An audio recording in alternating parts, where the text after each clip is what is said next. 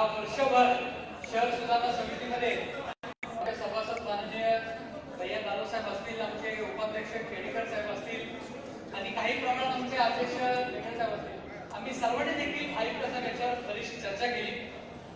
साहेब मोगम न बोलता तुम्हाला स्पेसिफिकली एक कोणती उदाहरण फक्त सांगतो ज्याच्या अनुषंगाने तुम्हाला या गोष्टी क्लिअर होतील. ज्या एस्टिमेट कमिटीबद्दल आक्षेप घेण्यात येतात किंवा त्यांच्या कार्यपद्धतीबद्दल किंवा काही ठराविक अधिकाऱ्यांच्या कार्यपद्धतीचे आक्षेप घेण्यात साहेब आपण याच्या बारकाईने लक्ष देणं गरजेचं आहे. सर्वप्रथम आम्ही 1-2 वर्षापूर्वी आणि अनेक वेळेस सभागृहात विनंती केली की आम्ही सभासद म्हणून जर एखादी तक्रारी अर्ज केला असेल किंवा पत्र दिलं असेल किंवा मागणीचं पत्र दिलं असेल तर तुमची मागणी फेटाळण्यात येते किंवा ती स्वीकारली गेली आहे किंवा काही चौकशी चालू आहे, निदान 2 ओळीचं आम्हाला त्या ठिकाणी पत्र तरी प्रशासनाकडून मिळावं ही माफक अपेक्षा सर्व सभासदांची या ठिकाणी असते. आणि आम्ही अनेक वेळेस सांगितले किंबहुना आमच्या पत्राचा काय आपण पुढे पाऊल घेतले याचं तरी आम्हाला कळावं. याच्या आधी देखील अनेक वेळेस चर्चा झाली, जेव्हा केबल खोदायच्या वेळेस चर्चा होती, चौकशी होती, तर मला आवर्जून उल्लेख करावा लागेल. आमच्या बकुऱ्या साहेब त्या ठिकाणी होते. कुठलंही पत्र गेलं कुठल्याही आम्ही तुमच्या पुढच्या कारवाईसाठी आयुक्त कार्यालयात पाठवले, संबंधित विभागाकडे पाठवले, किंवा ही ऍक्शन घेतलीये किंवा चौकशी चालू आहे किंवा सस्पेंड केले, जे काय असेल ते रिपोर्टिंग करायचे. परंतु आता दुर्दैवाने दिसत नाही, म्हणून ते परत चालू करावं अशी आमची आयुक्त साहेब आपल्याला पहिली विनंती आहे. दुसरी गोष्ट, एका जाहीर पत्रकार परिषदेमध्ये एक 6 ते 8 महिन्यापूर्वी मी स्वतः त्या ठिकाणी सांगितलं होतं की एक नवीन पद्धत चालू झालेली आहे. एस्टिमेट मध्ये काही ठराविक लोक ठेकेदार असतील, काही ठराविक अधिकारी असतील, किंवा काही ठराविक लोकप्रतिनिधी असतील, या तिघांचा साठवट करून त्या ठिकाणी मोठ्या प्रमाणात एस्टिमेट वाढवून भ्रष्टाचार केला जातोय. हे आम्ही जाहीर पत्रकार परिषदेमध्ये सांगितलं. त्यावेळेस 2 एस्टिमेटच्या कॉपीज देखील सोबत होत्या. साहेब याचे 2 उदाहरणं मी तुम्हाला सांगतो. सगळ्यात पहिलं प्लेस मेकिंगचं टेंडर महानगरपालिकेला लावलं कोट्यवधी रुपयाचं वेगळ्या 4 झोन मध्ये. त्याची जर त्या ठिकाणी आपण बघितले प्री बीडच्या वेळेस अटी शर्ती मान्य नव्हत्या. आयुक्तांकडून टेंडर प्रोसेस नंतर त्या ठिकाणी आयुक्तांकडून पश्चात मान्यतेसाठी त्याच्या अटी शर्ती पाठवल्या. साहेब कुठली कार्यपद्धती आहे? दुसरी साहेब, आमच्या प्रभागातलं माझा त्या ठिकाणी 2 लाखाचं फक्त वॉर्ड स्तरीय निधी होती. एस्टिमेट कमिटीमध्ये 1 मीटिंग नाही, 2 मीटिंग नाही, तब्बल 6 ते 7 महिने तो त्या ठिकाणी पेंडिंग होती. नॉन डीएसआर आयडिया असल्यामुळे 2 लाखाची वॉर्ड स्तरीय. मान्य आयुक्त साहेब, आमचं सांगण्याचं उद्दिष्ट एवढंच आहे, शास्त्रीय रस्त्यावरचे तुम्ही कामं बघा, म्हणजे स्पेसिफिकली कोणाचं त्या ठिकाणी आक्षेप घ्यायचं कारण नाही. आमच्या प्रभागाला देखील शंकरशेठ रोडची कामं बघा, तुम्ही त्या ठिकाणी औंध बांधण्याच्या स्मार्ट सिटीतली कामं बघा, जहांगीर हॉस्पिटल पासून तर तुमच्या गंगाराम चौकापर्यंतच्या फुटपाथची कामं बघा. अनेक फुटपाथ मध्ये त्या ठिकाणी कोट्यवधीचं त्या ठिकाणी तुम्ही एस्टिमेट वाढवून की आम्ही नळ कनेक्शन बदली केलेत, पाईप बदली केलेत. वास्तविक पाहता जे जुने ब्लॉक आहेत ते काढले जातात, सँड डस्ट फक्त हाताळल्या जाते आणि नवीन ब्लॉक टाकले जातात आणि याच्यामध्ये कोट्यवधी रुपयाचा भ्रष्टाचार होतोय. हे आम्ही जाहीरपणे या ठिकाणी सांगू इच्छितो. आमच्या प्रभागामधलं त्या ठिकाणी ढोले चौकापासून तर कॅन्टोन्मेंटच्या आधीपर्यंत शंकरशेठ रोड मध्ये 7 चौक ज्याला बोलतात. साहेब 2015 मध्ये माझ्या सोबतची ज्या सहकारी नगरसेविका होत्या 60 च्या, त्यांच्या निधीतून म्हणजे 2016 मध्ये त्यांच्या निधीतून फुटपाथ करण्यात आला. 2017 मध्ये दुसऱ्या नगरसेवकाच्या निधीतून फुटपाथ करण्यात आला आणि आता आज त्या ठिकाणी महानगरपालिकेच्या कॉमन मधून तो फुटपाथ करण्यात येतोय. म्हणजे 4 वर्षामध्ये तोच फुटपाथ 3दा करण्यात येतोय. म्हणजे आपल्या प्रशासनाचे अधिकारी करतात काय साहेब? आणि जर तुम्ही आक्षेप घेतला तर मग त्या ठिकाणी या ना त्या मार्गातून त्याच्यावर दबाव निर्माण केला जातो. म्हणून आमची विनंती आहे साहेब की ह्या गोष्टी अतिशय गंभीर आहेत, आपण विचार त्या ठिकाणी केला पाहिजे. दुसरी गोष्ट साहेब, मंत्रिसरांमध्ये ड्रेनेज मध्ये मोठ्या प्रमाणात आज तुम्ही जर बघितलं जेएनएलएमच्या माध्यमातून 250-300 कोटींची कामं करण्यात आली. त्यावेळेस एसटीबी प्लांट्सला कनेक्ट करून ते जे मंत्रिसरांचं त्या ठिकाणी पाणी आहे तर ट्रीटमेंट करून ते नदीत सोडण्याचा त्या ठिकाणी प्रकल्प होता. आपल्या महानगरपालिकेच्या खात्यांचा पत विभाग असेल आणि ड्रेनेज असेल त्यांचा पराक्रम बघा साहेब. 250-300 कोटींच्या लाईन टाकून घेतल्या, परंतु त्या एसटीबी प्लांट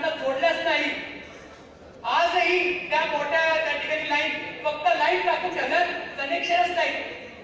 मग हे फक्त एम बी पाटील नावाच्या ठेकेदाराला पोहोचण्यासाठी महानगरपालिकेने केलं का?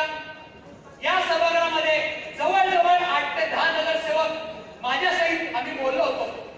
महेश पाठक साहेबांनी ऑन डायस त्या ठिकाणी रुलिंग दिलं की मथानी असेल, पटेल असेल, एम बी पाटील असेल, या 3 स्पेसिफिक ठेकेदारांची आम्ही चौकशी करतो आणि जर दोषी आढळले तर आम्ही कारवाई करतो. आताही तुम्ही पथ विभागाच्या अधिकाऱ्याला बोलून सांगा त्यांच्या चौकशी फाईलच गायब आहे पथ विभागातून. मग अचानक अशा फायली गायब कशा होतात? एस्टिमेट कसं मांडलं जातं?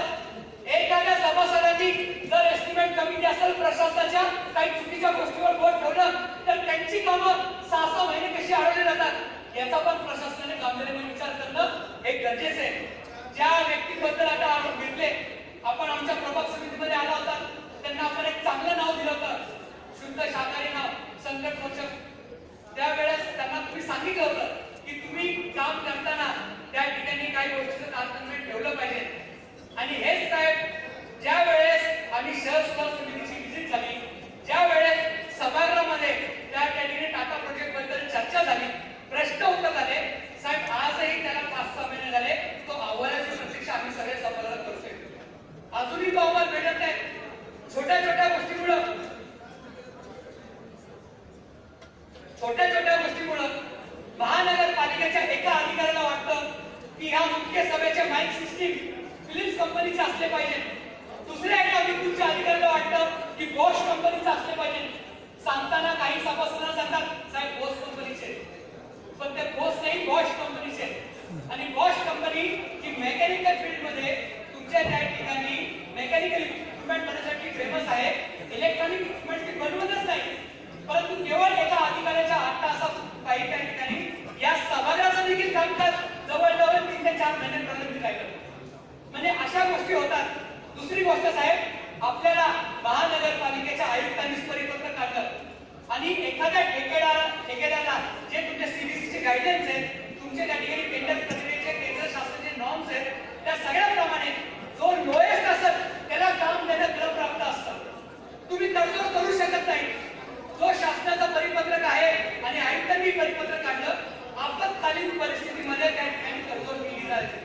पण आजही उपायुक्त लेवलचे अधिकारी असतील, जेई लेवलचे आयुक्त असतील किंवा त्याचे डिवाइस असतील, त्यांना बोलवतात तुम्ही 10% अभाव आहात, तुम्ही हटपारकी करा, तुम्ही 3% सामावणी जावा, 2.5% सामावणी करा, किंवा तुम्ही बिलो जर तुम्ही आहात तर तुम्ही 10% बिलो आहात, तुम्ही 20% दुसरा ठेकेदार बिलो करतोय, दुसरीकडे करतोय, तुम्ही 20% बिलो करा, असं कंपल्शन केलं जातं. आणि या कंपल्शन मध्ये, या निगोशिएशन मध्ये साहेब कामं रखडली जातात. हे मी सांगत नाहीये, हे तुम्ही जर एखाद्या कोणाला डेप्यूट केलं आणि या वर्षभरामध्ये सगळ्या त्या ठिकाणी क्षेत्रीय आयुक्त कार्यालयामध्ये किती कामांची अशी प्रक्रिया झाली तर तुम्हाला त्या ठिकाणी कळू शकेल. साहेब दुसरी गोष्ट, आपण ही सभा कामकाज नियमावलीचं पुस्तक आम्हाला दिलं सगळ्या सभासदांना. काही सभासद जुने आहेत, काही आमच्यासारखे सभासद अजून शिकतायत, काही सभासद नवीन आहेत. तर या अनुषंगाने की एमएमसी ऍक्ट सेक्शन 30(2) अन्वये, एमएमसी ऍक्ट सेक्शन 30(6) अन्वये याच्या अनुषंगाने जे त्या ठिकाणी महानगरपालिकेची सभा कामकाज नियमावली ठरवली आणि आपला महानगरपालिकेचा ठराव क्रमांक 431 दिनांक 19/2/1952 साली, म्हणजे आपण सगळ्या समित्यांची आपण एक रचना केली. कुठल्या समितीकडे कुठलं काम जाणार, स्टँडिंग कमिटीकडे कुठलं काम असणार, अशा अनुषंगाने आम्ही या शहर सुधारणा समितीमध्ये 4 ते 5 वेळेस चर्चा झाल्या की या सभा कामकाज नियमावली तुम्ही फॉलो करा. आम्हाला तुम्ही सांगता की या ठराविक तारखेनंतर तुम्ही प्रश्न देऊ शकत नाही. तुम्ही जर त्या ठिकाणी स्टँडिंग असेल, कुठली समिती असेल, जर त्या ठिकाणी विशिष्ट ठराव असेल, 2 सभासद सह्या पाहिजेत, एक सभा तुम्ही प्रस्ताव मान्य करत नाही, मग ही सभा कामकाज नियमावली प्रशासनाला मान्य नाहीये का? आम्ही या ठिकाणी साहेब अनेक त्या ठिकाणी मुद्दे सांगितले. मी एकच त्यातला वाचून दाखवतो. सेक्शन क्रमांक 271(b) या अन्वये महापालिका आयुक्तांनी काढलेल्या सगळे नोटिफिकेशन यांना पसंती देणे आणि कुठल्या या ठिकाणी अवलोकन करायचं किंवा कुठलं हे करायचं हे शहर सुधारणा समितीला अधिकार आहे. आम्ही वर्षभरापासून जवळजवळ 10 वेळा सांगितलं की निदान कुठल्या परिपत्रक लिहितात आम्हाला दाखवा तरी, आम्हाला असेल ते घेऊ नका, पण आम्हाला दाखवा तरी. साहेब, एकही परिपत्रक आमच्याकडे या वर्षभरामध्ये आलं नाही. मग अशी कामकाज जर त्या ठिकाणी होत असेल तर आपण कशी अपेक्षा करणार की डिसिप्लिन लागलं पाहिजे. म्हणून आमची विनंती आहे मान्य आयुक्त साहेब, जे मी त्या ठिकाणी गोष्टी सांगितल्यात की एस्टिमेट त्या ठिकाणी मुद्दामून फुगवलं जातं, त्या ठिकाणी वाढीव त्या ठिकाणी दर घेतले जातात आणि मोठ्या प्रमाणात भ्रष्टाचार झाला जातो, याच्याकडे आपण लक्ष केंद्रित करावं. आणि दुसरी गोष्ट की काही अधिकारी कृपा करून गैरसमज करून घेऊ नका. सर्व अधिकाऱ्यांना वेगळीच धरत नाही, परंतु काही ठराविक मोजके 2-3 अधिकारी आहेत, हे नगरसेवकांना पदाधिकाऱ्यांना टार्गेट करून त्यांचा जर कुठला प्रकल्प असेल त्या एस्टिमेट कमिटीमध्ये मुद्दामून अडवून ठेवायचा, थांबून ठेवायचा, 6-6 महिने त्या ठिकाणी त्याला मंजुरी द्यायची नाही, हे मुद्दामून करतात. याच्याकडे पण प्रशासनाने लक्ष केंद्रित करावं आणि आम्ही सांगितलेल्या सूचनांचं आपण त्या ठिकाणी गांभीर्याने विचार करताल, किंबहुना आमच्या पत्रांना निरंतर उत्तर द्यायची त्या ठिकाणी आपण त्या ठिकाणी उत्तर देणार, एवढीच विनंती करतो. थांबतो. धन्यवाद.